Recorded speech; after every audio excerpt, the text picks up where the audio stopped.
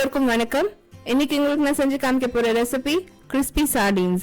இந்த கிறிஸ்பி சார்டீன்ஸ் வந்து நீங்க எனி சவுத் இந்தியன் மீல்ஸோட நீங்க சைட் டிஷ்ஷா சர்வ் பண்ணலாம். நீங்க அப்படியேவும் இதை சாப்பிடலாம். ஜஸ்ட் ஒரு லைம் வெஜஸ் வச்சு நீங்க அதை சர்வ் பண்ணிடலாம். இப்போ இதுக்கு தேவையான பொருள் அண்ட் செய்முறை பார்த்துக்கலாம். நான் வந்து நல்லா ஒரு 2 எனக்கு கருவேப்பிலை நல்லா வாஷ் பண்ணி அதை வந்து நான் மிக்சியில் சேர்த்துருக்கேன். ஒரு முழு பூண்டு வந்து நல்லா உரிச்சு வாஷ் பண்ணி அதுவும் மிக்சியில் சேர்த்துருக்கேன்.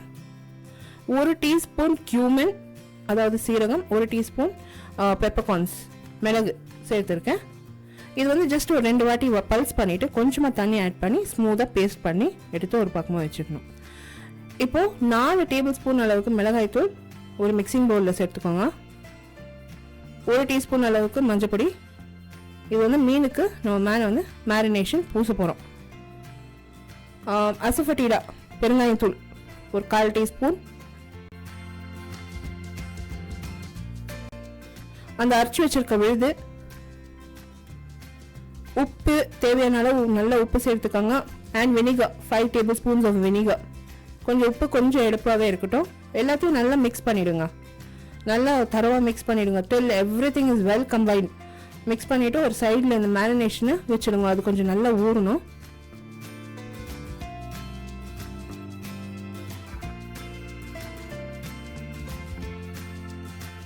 இப்போ இந்த மேரினேஷன் நல்லா மிக்ஸ் ஆயிடுச்சு.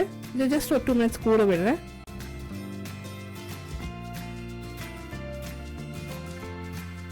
இப்போ இந்த மீன் பார்த்தீங்கன்னா இந்த சார்டின்ஸ் நல்லா க்ளீன் பண்ணியிருக்காங்க. மேலே இருக்க அந்த செதிலெல்லாம் நீக்கி அந்த உள்ளே இருக்க அந்த வயிறு போர்ஷனெல்லாம் நல்லா வாஷ் பண்ணி க்ளீன் பண்ணி ஒரு பக்கமாக எடுத்து வச்சுருக்கேன். 1 கிலோ சார்டின்ஸ் நான் யூஸ் பண்ணுறேன் இந்த ரெசிபிக்கு.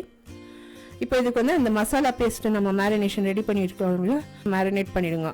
அந்த ஃபிஷ் மேலே நல்லா பூசிடுங்க. பூசி ஒரு நல்ல ஓட்டையாக இருக்கிற கொலாண்டரில் வச்சு அது மேரினேஷனுக்கு விட போகிறோம். எதுக்கு இந்த மாதிரி பண்ணுறேன்னா, அந்த கொலாண்டரில் நம்ம வந்து ஃபிஷ்ஷை நம்ம வச்சோம்னா அதில் ஃபிஷ்லேருந்து எதுனா தண்ணி விட்டுச்சுன்னா அந்த கீழே பவுலில் வந்து அந்த தண்ணி எல்லாம் இறங்கிடும். நம்ம வந்து ஃப்ரை பண்ணுறப்போ அந்த ஃபிஷ் வந்து வெடியாது. இப்போ பார்த்தீங்கன்னா நல்லா நான் அந்த மசாலா பேஸ்ட்டு நல்லா பூசியிருக்கேன். இது வந்து குழந்தைங்க ரொம்ப விரும்பி சாப்பிடுவாங்க. இது நிறைய காரமாக இருக்காதுங்க. ஏன்னா வந்து லைட்டாக அந்த காரம் எல்லாம் எண்ணெயில் இறங்கிடும்.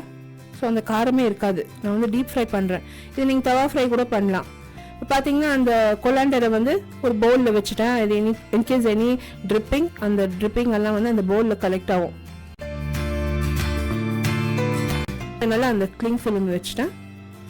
வச்சு இது நான் ஃப்ரிட்ஜில் வந்து ஒரு 2 ஹவர்ஸ்க்கு மேரினேஷனுக்கு விட போகிறேன் இந்த ஃபிஷ்ஷை.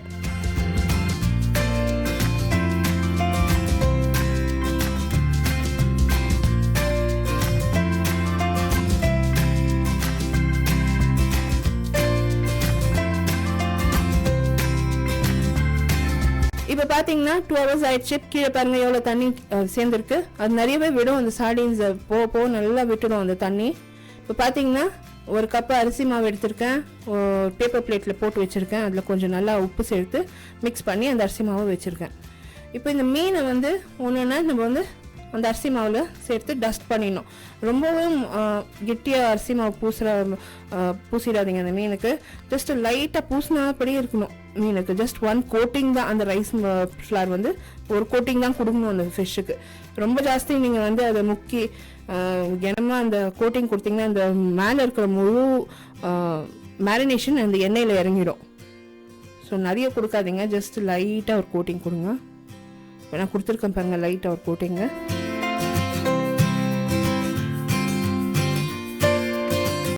இப்போது நல்லா எண்ணெயை காய வச்சுட்டேன். காய வச்ச பிற்பாடு அந்த ஃபிஷ்ஷை வந்து நம்ம ஃப்ரை பண்ணுறதுக்கு ஒன்றா சேர்த்துக்கலாம். இப்போ இந்த பேப்பர் பிளேட்ஸ் நிறைய யூஸ் பண்ணுங்கள். இந்த ஃபிஷ் ஃப்ரைக்கெல்லாம் நீங்கள் செய்கிறப்போ உங்களுக்கு ஈஸியாக இருக்கும். நிறைய சாமான் சேராது. அண்ட் நீங்கள் வந்து அந்த பேப்பர் பிளேட்ஸ் எல்லாம் டிஸ்கார்ட் பண்ணிடலாம். இந்த எண்ணெய் கரண்டி வைக்கிறதுக்கு, இந்த மாதிரி அந்த டிப்பிங், அந்த ரைஸ் ஃப்ளார் டிப்பிங் பண்ணுறதுக்கு, இதுக்கெல்லாம் நீங்கள் நிறைய பேப்பர் பிளேட்ஸ் யூஸ் பண்ணுங்கள். And even if your serving fish for anybody, paper பிளேட்ஸில் சர்வ் பண்ணுங்கள். உங்களுக்கு நிறைய க்ளீனிங் ப்ராப்ளம் இருக்காது. So that's a tip I can give you. இந்த ரெசிபி இன் டீட்டெயில் பார்த்தீங்கன்னா என்னோட பிளாக்ல இருக்குது. blog link வந்து நான் about by below this video post பண்றேன். at the same time you can visit me on my English channel. நீங்க இங்கிலீஷ்ல இந்த வீடியோ பார்க்கணும்னா இங்கிலீஷ் சேனல்ல கூட விசிட் பண்ணலாம். இந்த ரெசிபி வீடியோ உங்களுக்கு பிடிச்சிருந்தா கண்டிப்பாக சப்ஸ்கிரைப் பண்ணுங்கள். நான் நிறைய ரெசிபிஸ் போஸ்ட் பண்ணிகிட்டே இருக்கேன். ரெஸ்டாரண்ட் ரிவ்யூஸ் எல்லாம் வந்து நான் ஜொமேட்டோவில் போஸ்ட் பண்ணிகிட்டே இருக்கேன். in about 5 minutes டைம் இந்த ஃபிஷ் குக் ஆகிடுச்சு பாருங்கள். நல்லா டர்ன் பண்ணி குக் பண்ணிவிட்டேன். நல்லா கிறிஸ்பியாக ஃப்ரை ஆகிடுச்சு. இப்போ நல்லா அந்த எண்ணெய்லாம் வடிகட்டிட்டு அது சர்வ் பண்ணிட வேண்டியது தான். ரொம்ப சிம்பிள் அண்ட் ஈஸி ரெசிபிங்க. நொடியில் தயார் பண்ணலாம். அந்த ஃபிஷ் க்ளீனிங் தான் கொஞ்சம் பிரச்சனை. But you can get it done in the shop it self. உங்களே க்ளீன் பண்ணி கொடுத்துட்றாங்க சூப்பர் மார்க்கெட்டில். ஸோ அதை க்ளீன் பண்ணிவிட்டு நம்ம ஜஸ்ட் வீட்டில் கொண்டு வந்து வாஷ் பண்ணால் போதும். இப்போ நல்லா அந்த ஃபிஷ் ரெடி ஆகிடுச்சு பாருங்கள். மேலே வந்து நீங்கள் சாட் மசாலா தூவி சர்வ் பண்ணலாம். நான் வந்து மிளகு பொடி நல்லா தூவியிருக்கேன் கொஞ்சம் காரம் என்ஹான்ஸ் ஆகிறதுக்கு. அண்ட் லைம் வெஜஸ் வச்சு நான் சர்வ் பண்ணியாச்சுங்க. இந்த கிறிஸ்பி சார்டின்ஸ் ரொம்பவே பிரமாதமாக இருக்கும். Just as a starter, as a snack நீங்கள் சாப்பிட்ணுன்னா ரொம்பவே நல்லாயிருக்கும். இது குழந்தைங்களுக்கெல்லாம் செஞ்சு கொடுங்க. வீட்டில் ஃபேமிலி மெம்பர்ஸ்க்கெல்லாம் செஞ்சு கொடுங்க. கண்டிப்பாக எல்லாருமே அப்ரிஷியேட் பண்ணுவாங்க. உங்களோட கமெண்ட்ஸ் எனக்கு போஸ்ட் பண்ணுங்கள். அடுத்த புதிய ரெசிபியோடு உங்களை திருப்பியும் சந்திக்கிறேன். அதுவரை நன்றி, வணக்கம். தேங்க்ஸ் ஃபார் வாட்சிங். Bye bye.